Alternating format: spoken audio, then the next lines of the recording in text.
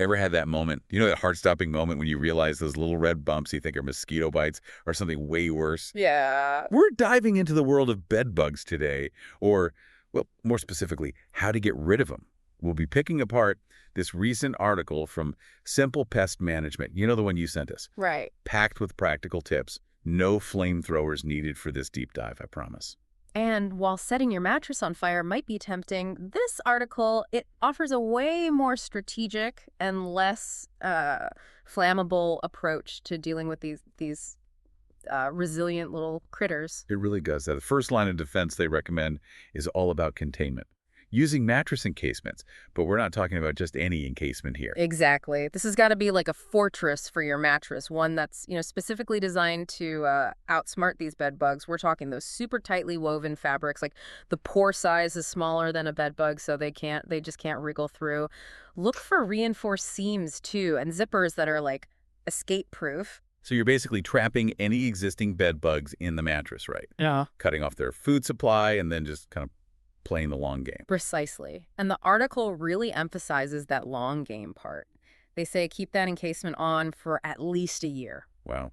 A whole year. Seems like a long time. Yeah, it is, but it's crucial. It takes time for those trapped bed bugs to die off. Plus, it makes sure that any eggs, hidden in that mattress, they don't stand a chance. It's about like breaking their whole life cycle. So patience is key here. Gotcha. Yeah. Okay, so we've got the whole containment strategy down. Now let's talk about more aggressive tactics. The article also mentions heat treatment. And I gotta admit, this part is, I don't know, oddly satisfying. Well, yeah, because bed bugs, I mean, they can withstand a lot, right? Right. But extreme temperatures, that's their Achilles heel. We're talking about, like, leveraging your laundry appliances here. Oh, so like weaponizing laundry day. I can get behind that. But what's that magic number, though, to make sure these critters and their eggs are really evicted? Well, according to the article, you need to crank that heat up, 120 degrees Fahrenheit, Ooh. or about 49 degrees Celsius. That temperature during both washing and drying, that's what it takes to eliminate them. Which makes sense. I guess they can't survive being, like, slow cooked in a dryer. Right. Right. But what about those bed bugs that are lurking in those, like, hard-to-reach spots, like deep in the mattress seams? How do we get those? Well, that's where steam cleaning, it becomes a secret weapon. You see, steam, it has this amazing ability to penetrate fabrics, so it can reach those hidden nooks and crannies that a washing machine just might miss. It's like giving your mattress like a deep clean sauna treatment, but instead of relaxation, it's, well, game over for the bed bugs. Speaking of deep cleaning, the article also mentions the importance of a thorough vacuuming.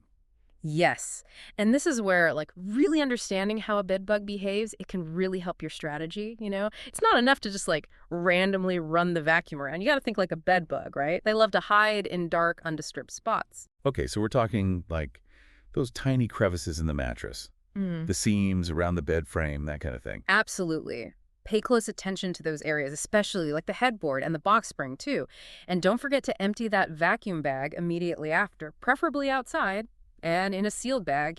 Right, because we don't want to undo all our hard work by accidentally spreading bed bugs throughout the house. Exactly. It's all about containment and strategic removal. Now, while heat and like physical removal, those are essential, the article also gets into using sprays and powders. Oh, the chemical warfare aspect Okay. of bed bug eradication. I imagine this is territory that requires a bit more, a bit more caution. Absolutely. While the article mentions several types of sprays, including some with natural ingredients, it's crucial to put safety first. Always, always read those instructions carefully and take the necessary precautions, especially if you're using anything with strong chemicals, right? Right, because, well, while we want to evict the bed bugs, we don't want to put ourselves at risk in the process. The article mentions some sprays use natural ingredients. What are some of those? Oh, yeah, some sprays use like essential oils, clove oil, peppermint oil, stuff like that, which they can be pretty good repellents. And then others use plant-based insecticides like perethrins. Those are derived from chrysanthemum flowers. It's wild. There are so many options, from heavy-duty chemicals to these, like, totally natural solutions. It's all about, like, what works best for your situation, I guess, and your comfort level. Yeah, exactly. But no matter what method you end up choosing, you got to be thorough. Like, we talked about those hard-to-reach spots in mattresses, but this article, it really stresses being, like, vigilant about other places in your home, too. Places, beyond just the bedroom, that could be potential hiding spots. Oh, right.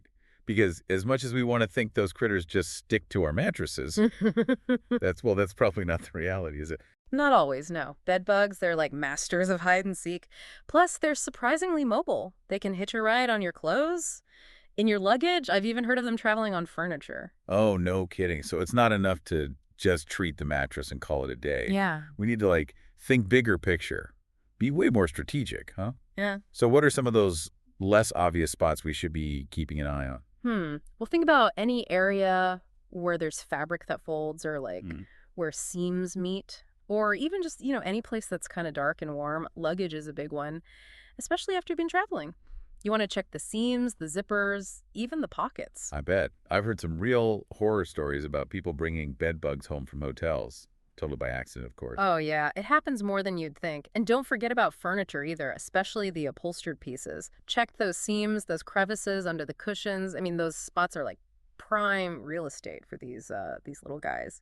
So it's really about, like, being a detective in your own home, searching for those telltale signs.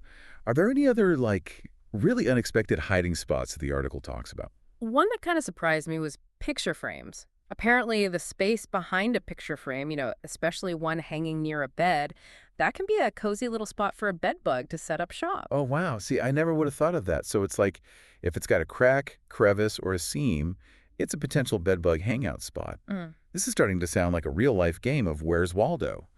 But instead of that, that guy in the striped shirt, we're on the lookout for tiny little blood-sucking insects.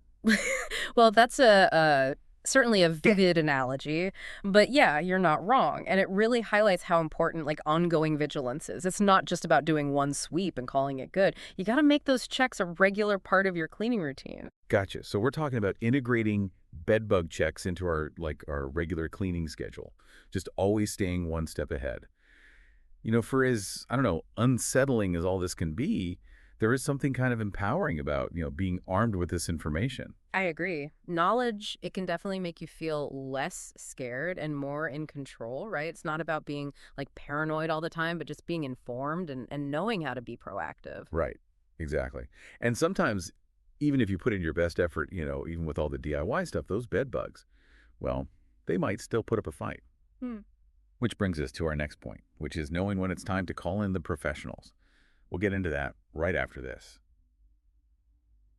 And we're back, still digging deep into the world of dead bugs. We've talked about prevention, DIY extermination, all that good stuff. But as we were saying, sometimes those bed bugs are like those, the super tough video game bosses, the ones you can't beat unless you call in, like, back up. Exactly. Sometimes you just got to realize those professional exterminators, they're out there for a reason, right? Mm. For real. Yeah. So how do you know when it's time to just wave that white flag?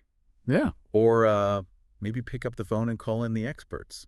Well, if you've gone through all that DIY stuff we talked about, like encasements, heat treatments, really targeted vacuuming, and those bed bugs just won't budge, well, that might be a sign you need, like a more, I don't know, specialized approach. Like they're basically daring you to bring on the big guns at that point. Pretty much.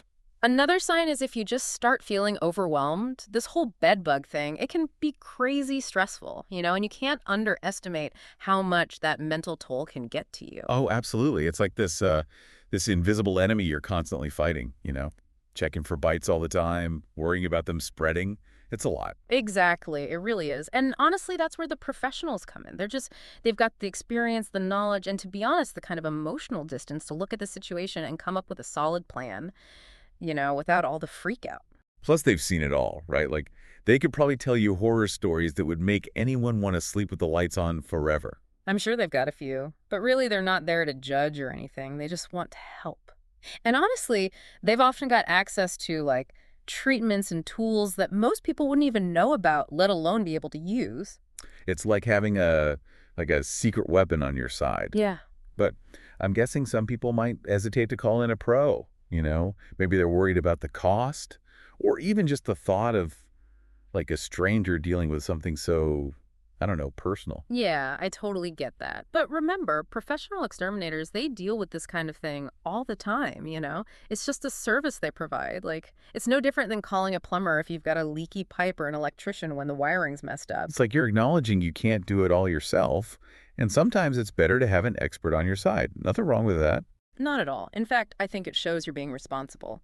Because ignoring the problem, that's not going to do anything. But if you take action, if you do something about it, you can usually resolve things a lot faster and a lot more effectively in the end. It's about taking back your peace of mind, Yeah. getting your home back, getting a good night's sleep again, hopefully without any more of those unexpected bites. So if you're listening to this and you're feeling a little overwhelmed or even just not sure what to do next, just remember, there's help out there. Don't be afraid Yeah. to ask. I totally agree. You don't got to let the bed bugs win. You've learned so much today. Plus, you know that the pros are out there if you need them. Honestly, you are so ready to tackle this, whatever comes next. You got this. And on that note, we are out of here for today. Sleep tight, everyone, and hopefully bite free from now on.